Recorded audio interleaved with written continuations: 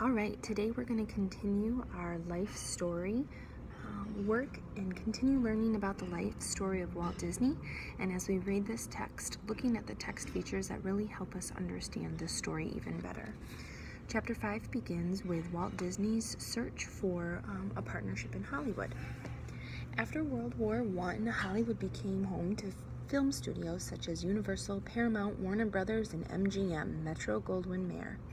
Movies were now a big business, and in August 1923, Walt packed a cardboard suitcase with his clothes and drawing materials, and he bought a train ticket to California. And notice how the illustrations here help us understand what's going on in the text. California, where his older brother Roy was already living. Walt moved in with an uncle, paying a few dollars a month for room and board. Walt had big dreams for himself, but he certainly didn't look like much of a success. He was stick-thin and he wore shabby clothing. He spiffed himself up as best as he could and went to every movie studio in town, but nobody offered him a job, so he went back to his old idea of making and selling cartoons. In October, he finally got a break. A woman named Margaret Winkler saw and liked what Walt had done in Alice's Wonderland, and she agreed to pay Walt for a series of Alice cartoons, which she would sell to theaters. This was terrific news except for one thing. Walt had only 3 months to make a new film. His young actress, Virginia Davis, still lived in Kansas City, and also Walt needed money to make the movie. He didn't even have a movie camera. So do you remember how we talked about life stories being full of people's successes and setbacks?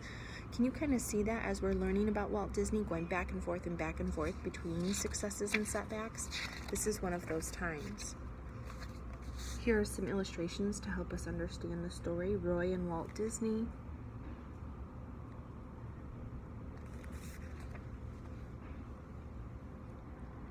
He didn't even have a camera, much less a studio or an artist to work with him. So Walt turned to his brother Roy for help. Roy was 8 years older than Walt, and unlike Walt, Roy was very practical. He had a good head for business, and so the two formed the Disney Brothers Studio. With a loan from their uncle and some money from their parents, Walt and Roy set up shop in a small office on Kingswell Avenue. Walt bought himself a movie camera, and he persuaded Virginia Davis and her family to move to Hollywood. At first, Walt did all of the creative work in the studio. He thought up the story for each of the Alice movies, he directed his child star, he drew all the cartoon characters, and put the live action and animation together. He worked so hard that his first film was actually finished ahead of schedule. But making a whole series of Alice films was too much work for one man, so Walt hired 3 men to operate the cameras and help with the animation. He also hired 3 women to ink and paint the black and white cartoon drawings. One of the young women was small and pretty with dark hair. She was named Lillian Bounds. So that's what this illustration helps us understand. Lillian Bounds. Walt was worried that his own drawings were not good enough, so he wanted his cartoon films to be the best in the business, and so he got in touch with Ub Iwerks. Walt convinced Ub to move out to California and join the Disney studio team. Ub was talented and fast, and he could produce great drawings in no time, and over the years, Ub did more and more of the drawing that Walt focused up thinking the stories and directing. Together, they created a new character named Oswald the Lucky Rabbit and started making a series of Oswald cartoons. It was a smart decision because Oswald was a hit. So here we go. We're right back up to the successes in the life story. The studio began selling cartoons on a regular basis, and business was so good, in fact, that Walt and Roy moved to a bigger office on Hypern Avenue. And Walt changed the name of the company. Instead of Disney Brothers Studio, he wanted to call it Walt Disney Studios.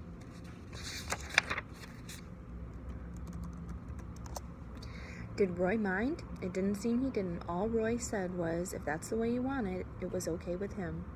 After all, Walt was the one making the cartoons. Walt was under a lot of pressure now. He had to make lots of Oswald cartoons and do it quickly. He became short-tempered and irritable. He took his worries out on his employees, and some quit because they couldn't stand his insulting remarks. Walt would make you feel bad when he wanted to, one of them said. This is really hard for me to read because I think of Walt Disney World and all of the fun and imagination that he creates, and he was kind of a cranky dude when he was in the midst of stress, but I guess that just shows that he's human, right? Then something really nasty happened, something Walt never expected and didn't deserve. A man named Charles Mintz, whose company was buying Oswald the Lucky Rabbit cartoons, hired away most of Walt's artists.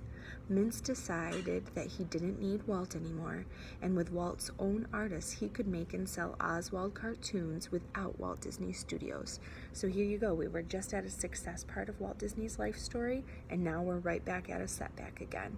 That's what kind of keeps it interesting and helps us even see how important it is to learn about other people's life stories. What Charlie Mintz did wasn't exactly against the law, but it was still wrong. Walt was so upset that he couldn't eat or sleep. Not only had he lost Oswald, but he had been double-crossed. The only way he could save his business was to create another cartoon character, and one even better than Oswald. Walt worked like mad on a new idea and kept it secret. Only a few people, Oob, who did the drawings, and Roy, who was his loyal brother, and Lillian, who inked the drawings, knew about the new character. The new character was going to be a mouse. I'm just going to give you a little sneak peek of what is to come next. So I want you to think about what are some things that were surprising to you about Walt Disney. He really wasn't just famous all of a sudden automatically. He really had to go through setbacks in his life in order to find successes. So we're going to talk about that famous mouse the next time we see each other. Adios.